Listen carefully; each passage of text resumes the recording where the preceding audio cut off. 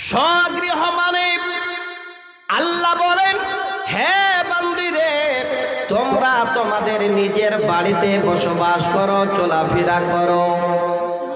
আর জাহেলিয়াতের জামানার মেয়েদের মতো, ওই বেহায়া বেলাজুক বেপরদা মেয়েদের মতো তোমরা তোমাদের বাড়ি থেকে বের হও না।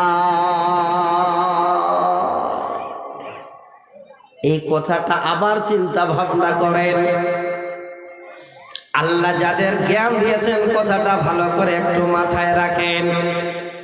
চোখ দুটো বন্ধ করে চিন্তা করেন তো দেখি, আল্লাহ তাহলে ইসলাম আসার আগে ওই সমস্ত নারীরা কেমন চলতো? আল্লাহ এত বড় যখন সতর্ক বাণী দিলেন, তাহলে বুঝতে পারবেন নিশ্চয়ই ওই সমস্ত জাহেলিয়াতের জামানা